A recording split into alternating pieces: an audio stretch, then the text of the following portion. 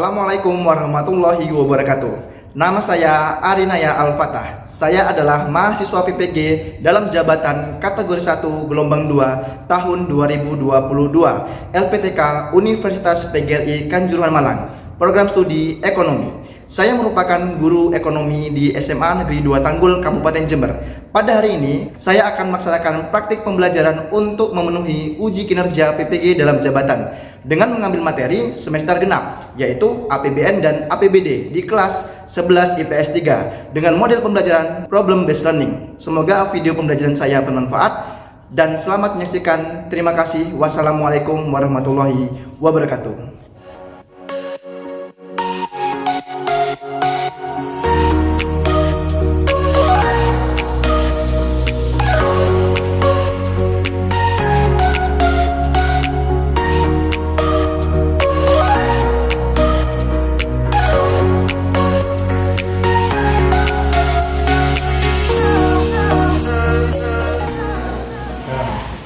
Oke, assalamualaikum warahmatullahi wabarakatuh. Waalaikumsalam warahmatullahi wabarakatuh. Kabarnya hari ini? Alhamdulillah hari ini. Oke, hari ini bertemu dengan Pak Wata lagi ya, dengan matkul ekonomi. Nah, sebelum kita mulai pelajaran, alangkah baiknya jika kita berdoa terlebih dahulu. Silakan Ketua kelas untuk memimpin doanya. Sebelum kita mulai pelajaran, setelah kita berdoa, beragama dan keyakinan kita masing-masing. Berdoa mulai.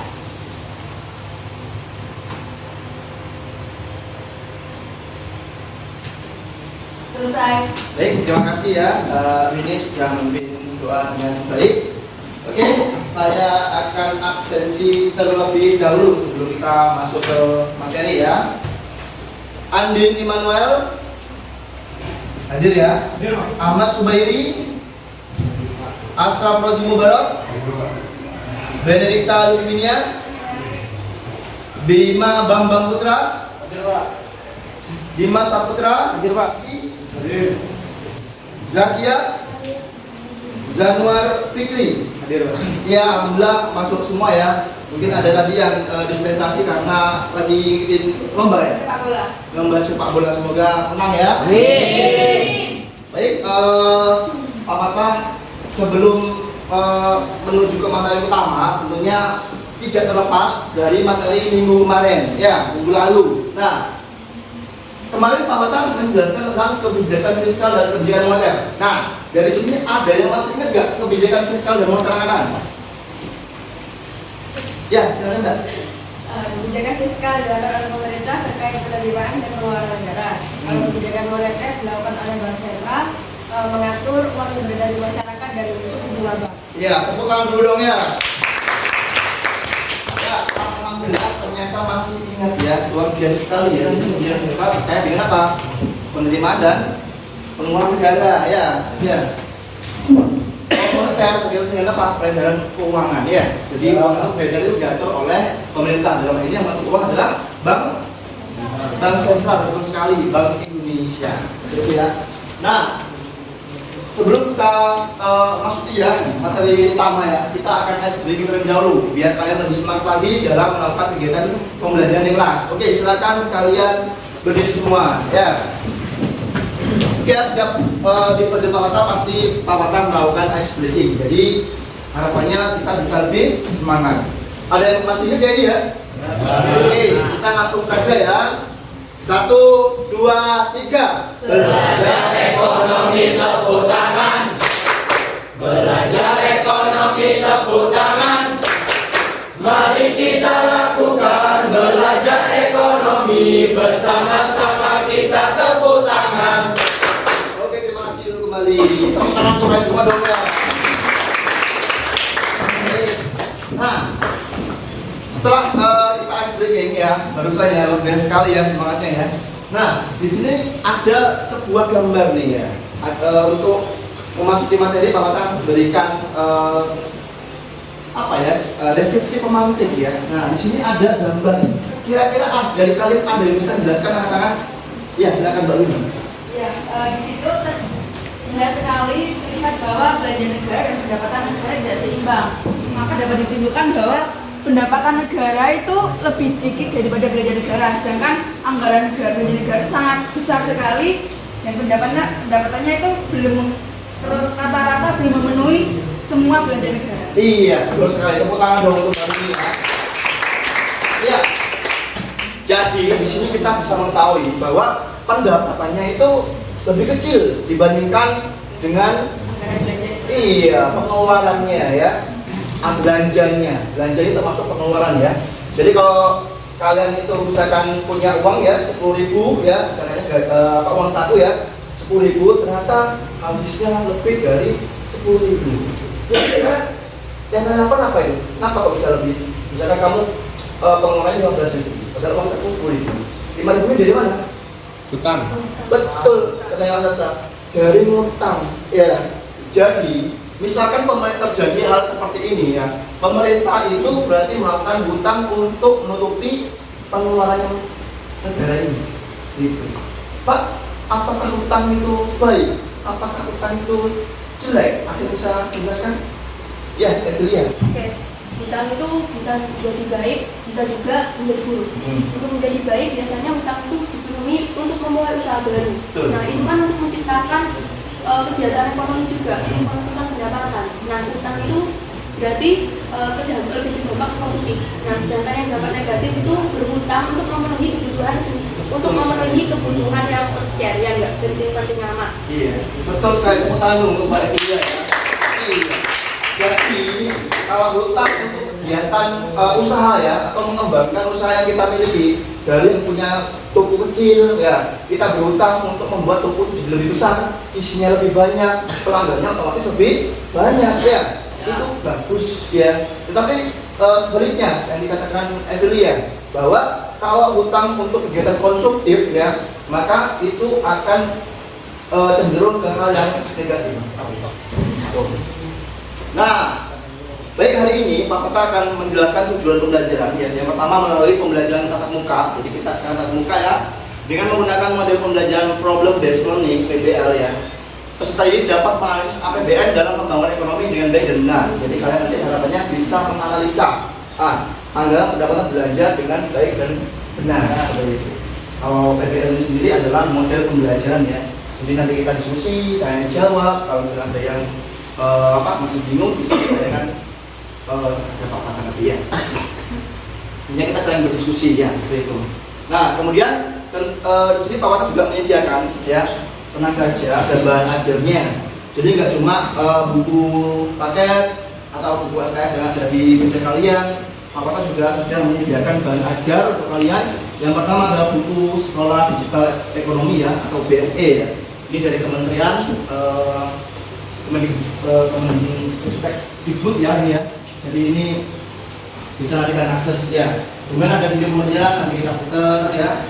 Nanti ini sumbernya dari YouTube Pak Wata ya. Jadi Pak Wata memanfaatkan YouTube dari segi yang positif buat kalian. Kemudian ada PowerPoint ini, tentunya Pak Wata akan share ke kalian setelah pembelajaran selesai. Nah, share-nya di mana? Share-nya di WhatsApp grup kelas. Oke ya? Jadi kalau misalkan mau belajar ya, mau memahami lagi tentang APBN, kalian masih bisa buka di HP ketika bukumu ketinggalan misalkan ya, atau malam-malam pengen buka HP belajar gitu misalkan ya. Gitu. Oke ya, bisa dipahami ya, nanti Pak share ya. Baik, silakan disimak video berikut ini ya, terkait dengan APBN ya. Ini silakan kalian bisa mencatat ya, mungkin jika ada hal-hal yang penting nanti Pak akan coba tanyakan ke kalian ya, kira-kira ada apa aja sana ya di video ini. Nanti kalian bisa menjawab atau mungkin menanyakan ya, nanti kalian akan mendapatkan poin atau nilai dari Pak Kota. Baik, silakan disimak ya.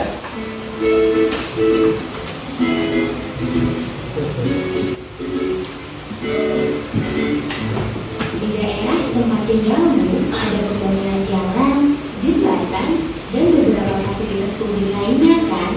Selain itu, kamu juga melihat beberapa tetangga di sekitar rumahmu baru saja menerima subsidi bahan pokok dan listrik karena tergolong masyarakat tidak mampu. Nah, dari situasi ini, pernahkah kamu berpikir sumber dana untuk menunjang kegiatan tersebut berasal dari mana ya? Nah, kegiatan pembangunan infrastruktur dan bantuan sosial masyarakat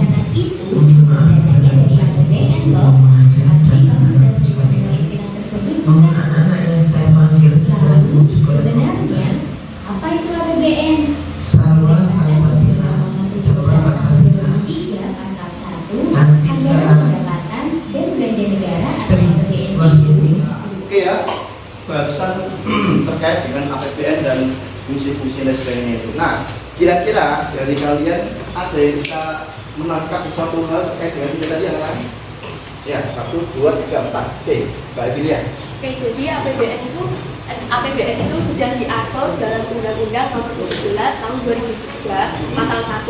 Nah, APBN tersebut adalah rencana keuangan tahunan yang disetujui oleh DPR. Iya. Jadi APBN itu kayak sudah ada di dalam undang-undang.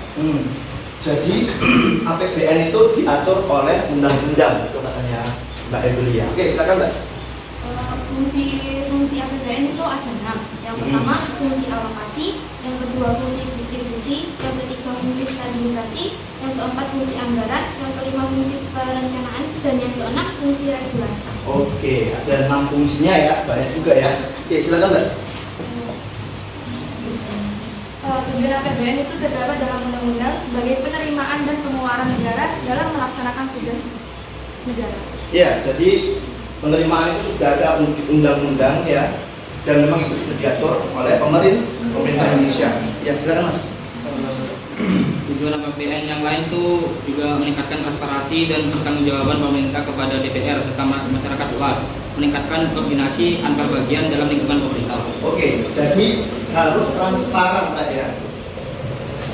Harus transparan. Jadi dia itu nggak boleh ditutupi. Jadi terkait dengan keuangan negara, pengeluarannya, masyarakat Indonesia itu perlu mengetahuinya. Biasanya kita bisa mengakses ya, itu melalui website Kementerian terkait dengan pengeluaran dan penerimaan itu di Kementerian Keuangan ya. Jadi kita bisa melihat untuk apa tuh sih pengeluaran gitu ya. Jadi semua itu sifatnya transparan. Dipahami ini ya? Nah, itu. Baik, ini ada video yang kedua. Silakan kalian simak dan silakan kalian tulis apa yang kira-kira penting buat kalian.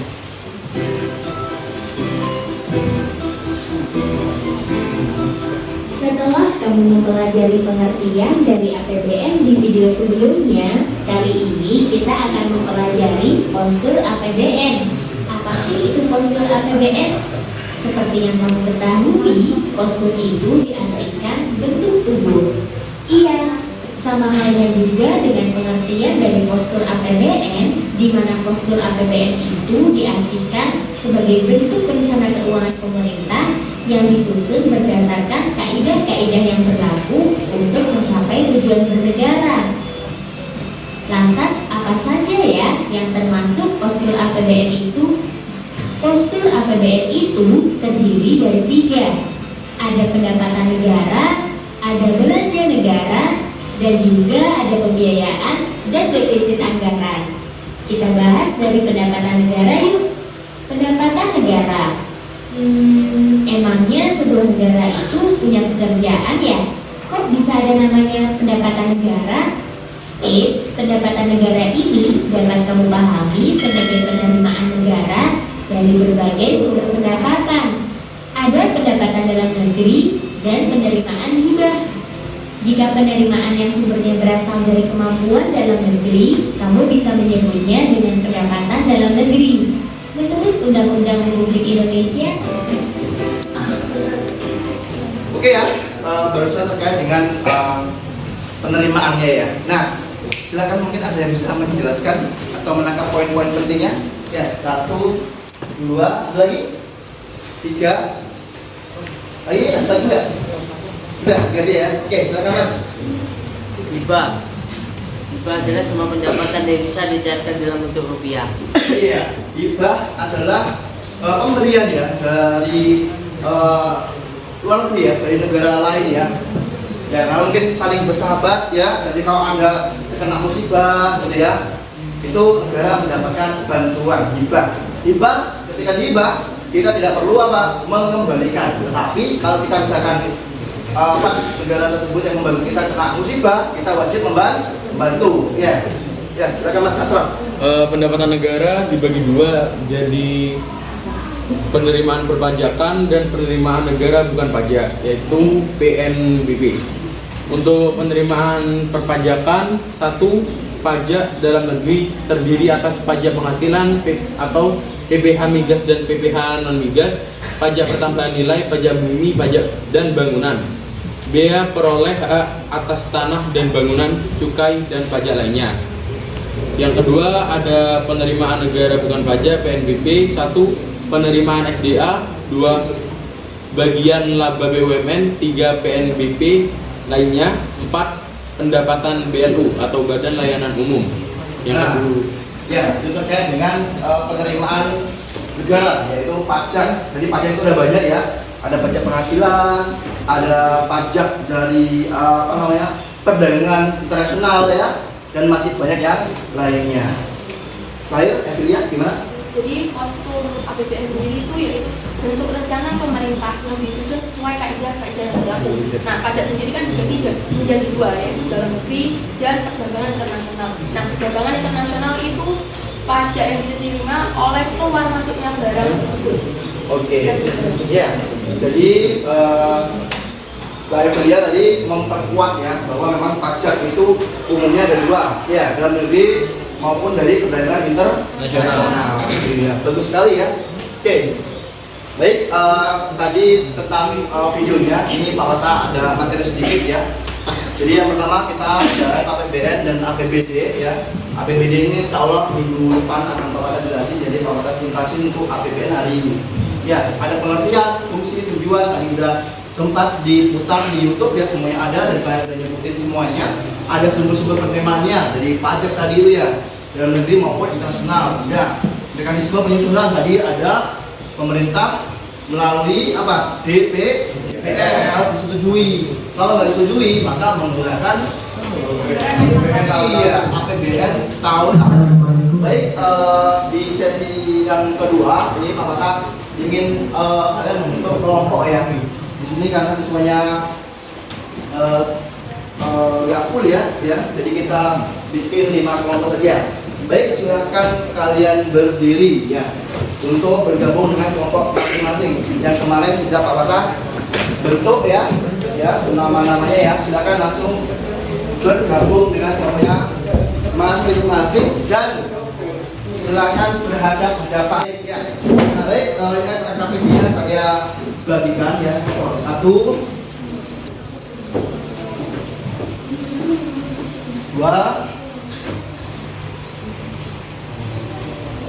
3, kelompok 4, 5, kelompok 5. Ya, di sini ada instruksi ya. Yang pertama terkait dengan instruksinya ya. Yang pertama silakan simak kutipan artikel di sini ya. Ini tentunya beritanya akurat ya, karena kita ambilnya terkait ada di Republika di Kode.id ya. Ya, kemudian silakan berdiskusi. Silakan kalian nanti akan melakukan kegiatan diskusi. Tulis hasil kerjanya boleh ditulis di kertas atau di note HP ya. Mungkin kamu nyari bisa di screenshot, nanti kamu presentasikan. Nah, kemudian di sini soalnya adalah temukan informasi terkait dengan APBN, terkait permasalahan ini. Ada masalah nggak sih? Kira-kira apa sih yang disebut APBN 2003 itu kenapa? Gitu ya. Dampak positif negatifnya. Ya. Kira-kira terhadap Indonesia itu apa dampaknya? Bahkan mungkin terhadap dunia. Silakan kamu cari ya. Diskusikan dan analisis lah ya. Baik. Nanti Pak Wata akan keliling ya. Untuk apa ya? Untuk mengecek sesuatu yang mungkin ada yang bingung. Saya nanti akan mau disampaikan ke teman-teman ya. Kelompok 5, mana? Aman, Pak. Ya, mungkin sudah apa? Dapat menemukan beberapa hal ya. Enggak ya, analisis itu berarti banyak ya. Jadi analisis itu kita tuh mencari dari yang apa ya? Dari yang sederhana sampai ke akar-akarnya ya. Jadi itu ya, analisa. Beda sama kayak misalkan kita menyebutkan ya sebutkan gitu. Sebutkan cuma disebutkan tanpa perlu dijelaskan. Nah, kalau di analisa itu kita itu perlu menjelaskan secara rinci ya, agar teman-teman kalian ya waktu presentasi itu paham dengan apa yang kamu sampaikan ya depannya.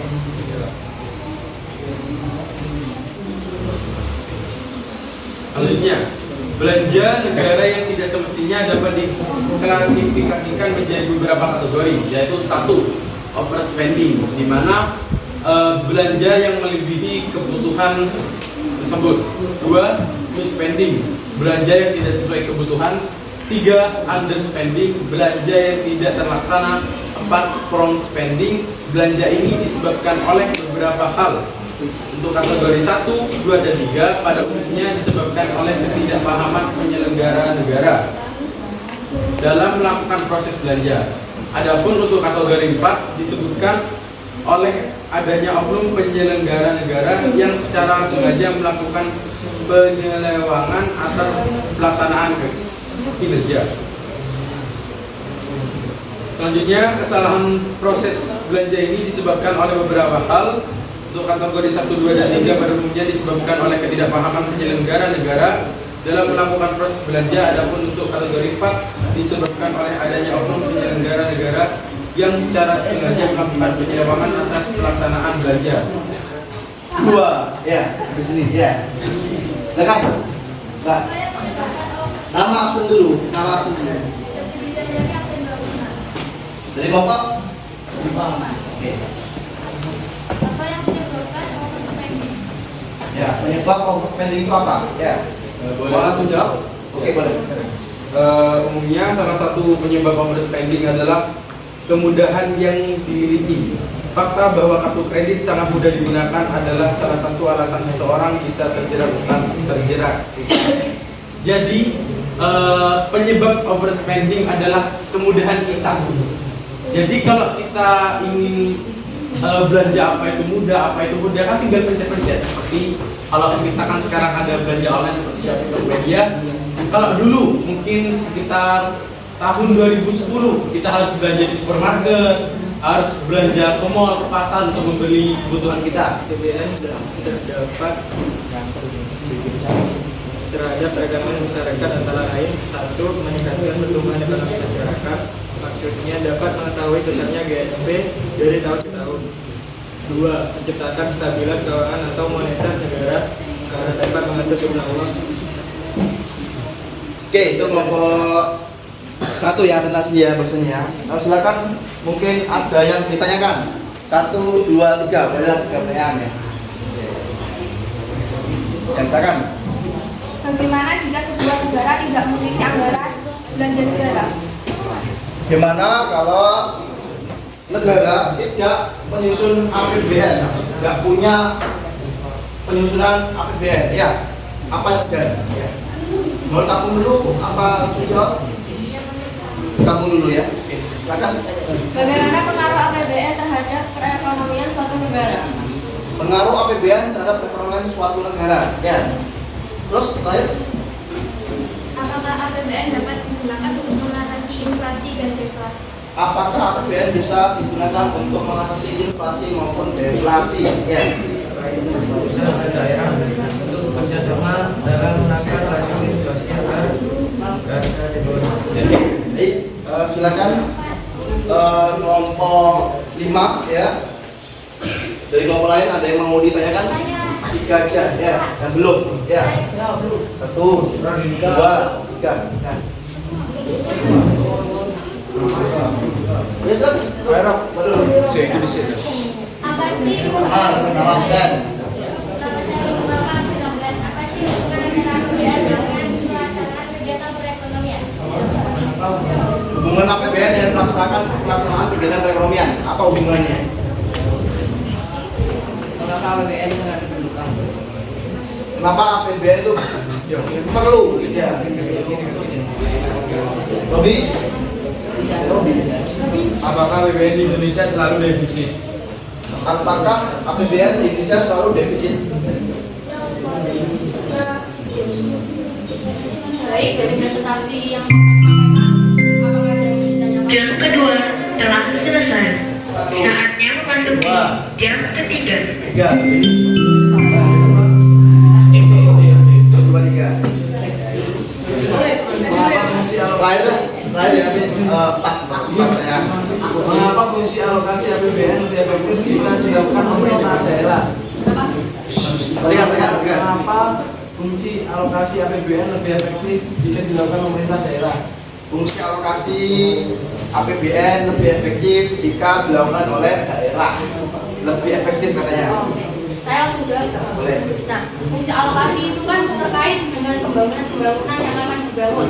Nah, kenapa kalau lebih efektif di daerah itu sendiri? Karena seseorang yang memimpin daerah itu sendiri lebih tahu terkait daerahnya. Sedangkan kalau dari yang atas itu kan nggak mungkin semuanya dijangkau. Nah, itu kenapa fungsi alokasi lebih diefektifkan ke APBD ke daerah. Ini adalah dibantu dengan Kementerian Keuangan. Nah, Kementerian Keuangan tidak berdiri sendiri, juga ada rekan kerjanya. Di pusat pun juga ada, dan di daerah-daerah pun juga ada. Jadi APBN ini tidak semata-mata ini hanya di pusat, tapi APBN itu didistribusikan juga kepada daerah-daerah. Dan tentunya di daerah-daerah tersebut APBD itu juga mempunyai bagian sendiri yang mengatur APBD dan mendistribusikan kepada rakyat.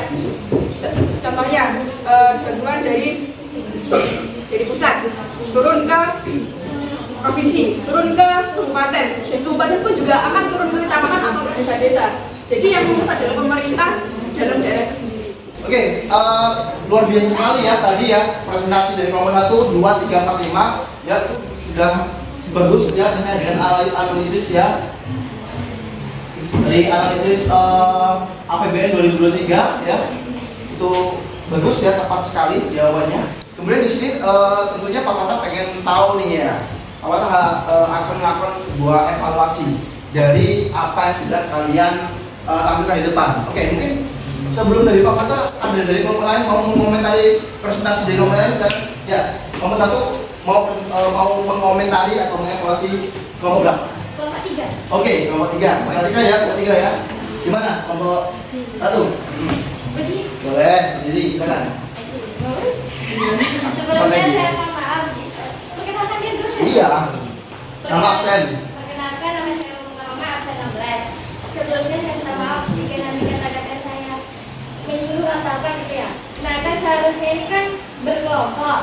Pas tadi maju aturan jangan Evil saja yang menjawab, jangan diborong sama Evil aja. Soalnya kalau Evil aja nanti yang lainnya itu kayak diem aja terus nggak ini aturan kan kelompok itu kan diskusi aturan semuanya sedikit tahu tentang materi yang disampaikan kelompok pada.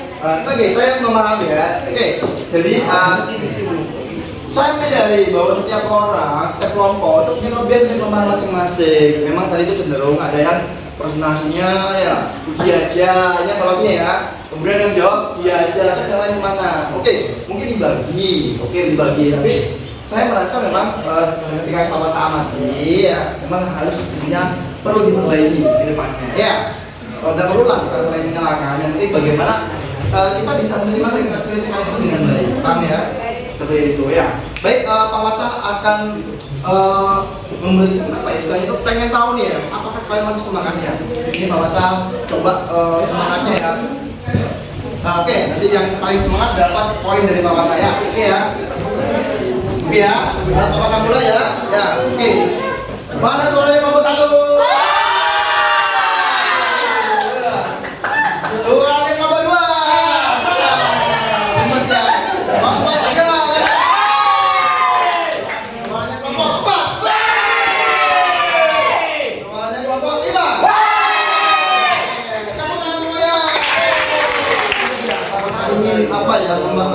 Kalian nanti kalau misalkan ada hal yang dirasa kurang jelas ya, kalian bisa nanti men-scan ini. Tapi sebelum scan, Pak Mata ingin meringkas kembali.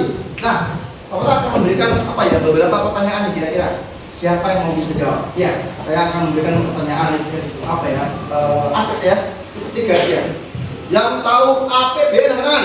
Ya, silakan. APBN adalah daftar belanja dan pendapatan negara yang disediakan oleh DPR. Biasanya dalam periode 1 tahun. Oke, tepuk tangan dulu buat sekalian. Yang tahu fungsi distribusi dari APBN? Ya, silakan. Menyalurkan dana kepada masyarakat. Iya betul, menyalurkan dana kepada masyarakat dari pusat ya ke daerah sampai ke masyarakat ke nilainya tadi itu ya. Oke. Kemudian yang terakhir, yang pertanyaan ketiga ya. Siapa yang menyetujui APBN? Saya. Siapa? Mbak Winnie. DPR. DPR, Dewan Perwakilan Rakyat. Jadi kalau misalkan tidak disetujui, maka nanti akan menggunakan APBN tahun lalu atau tahun yang kemarin, gitu ya. Oke ya, oke. Luar biasa sekali ya tadi ya. Banyak yang tanya ya. Banyak yang menjawab ya. Yang bisa tangan juga ya. Oke, silakan untuk refleksi pembelajaran di sini kalian nanti akan bisa mengomentari Pak Fata ya. Apakah Pak Fata itu ngajarnya itu kurang atau mungkin malah kebalikannya malah menarik ya, menyenangkan dan sebagainya. Kalian bisa ngisi melalui scan ini ya. Selain di depan ini, awak juga bisa scan di kertas ini ya. Oke, silakan. Nih bisa scan sini.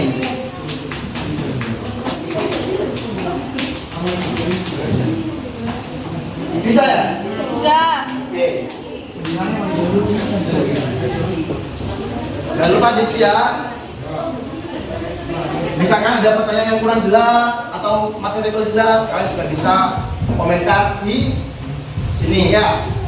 Kemudian kalau misalkan ada materi yang kurang kurang dipahami yang mana ya, bisa diisi. Nanti Pak Wata akan melakukan evaluasi ya.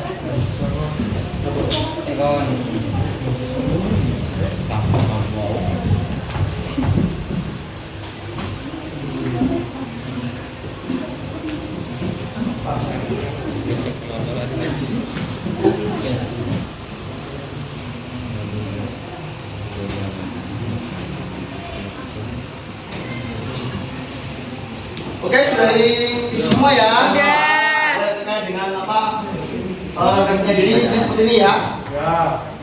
Jadi ada Bapak Ibu atau saya ya, kita mengajar dengan berbagai cara pembelajaran yang menyenangkan atau enggak. Kalau kalian setuju, boleh jawab yang sangat setuju, setuju biasa, atau enggak setuju Pak, atau sama tidak setuju Pak, karena menarik ya, terlalu monoton ya, ceramah atau gitu ya. Jadi kalian bisa tulis. Tapi kalau misalkan menurut kalian menarik ya boleh sama setuju ya. Oke. Nah, sebelum Pak tutup materi hari ini ya, tentunya juga tidak terlepas dari materi yang akan kita bahas minggu depan. Ya, minggu depan seperti yang Pak Wata informasikan ya, kita akan bahas tentang APBD, anggaran pendapatan belanja daerah. Nah, kira-kira ya ini ada yang tahu nggak? Kira-kira APBD itu seperti apa? Katakan. APBD. Ya, lalu APBD adalah anggaran belanja daerah itu sendiri. Jadi APBD itu juga dari APBN. Mengapa sih kok ada APBD? Karena pemerintah daerah itu lebih mengetahui keadaan wilayahnya dibandingkan pemerintah pusat. Karena pemerintah pusat tidak mungkin kan menjangkau semua wilayah Indonesia. Sedangkan APBD itu dibagi dalam daerah-daerah dan daerah itu juga mengerti keadaan wilayahnya sendiri. Oke, tepuk tangan dulu untuk Pak Winnie. Jadi secara singkat apa yang dikatakan oleh Mbak Winnie itu sudah benar, sudah. Nah, tapi untuk kita memahaminya, minggu depan Pak Wata akan membahas APBD. Nah, tentunya jangan lupa nanti di rumah juga baca-baca dulu ya. Karena kalau kita itu pengen menjadi orang yang pintar, ya nomor 1 di kelas kita harus belajar terlebih dahulu dibandingkan yang lain. Karena tingkat 1 itu hanya satu. Dipahami ini ya? Baik, oke. Silakan pembelajaran kita ini kan sudah berakhir ya. Jamnya sudah selesai juga. Mungkin kalau misalkan Pak Wata ada yang kurang ya, nanti mungkin atau mungkin kalian nggak memahami tentang materi, bisa kalian menghubungi Pak Wata melalui WA aja ya. Assalamualaikum Pak, mohon maaf, saya masih ada belum bisa dipahami. Nanti Pak Wata akan carikan waktu atau mungkin kalau misalnya Pak Wata bisa balas dan kamu bisa paham dengan Pak Wata balas di WA, ya cukup di WA. Tapi kalau misalkan kalian masih kurang paham, nanti Pak Wata akan cari waktu buat kalian secara mungkin pribadi ya. Nanti bisa Pak Wata jelaskan secara privat ya, seperti itu ya. Jadi tidak usah malu bertanya sama Pak Wata melalui sosial media ya, karena insya Allah Pak Wata aktif 24 jam insya Allah. Seperti itu. Baik, silakan sebelum pembelajaran kita berakhir ya, silakan Prof untuk memimpin doanya. Sebelum kita mengakhiri pelajaran kita, setelah kita berdoa, beragama dan keyakinan kita masing-masing. Berdoa mulai.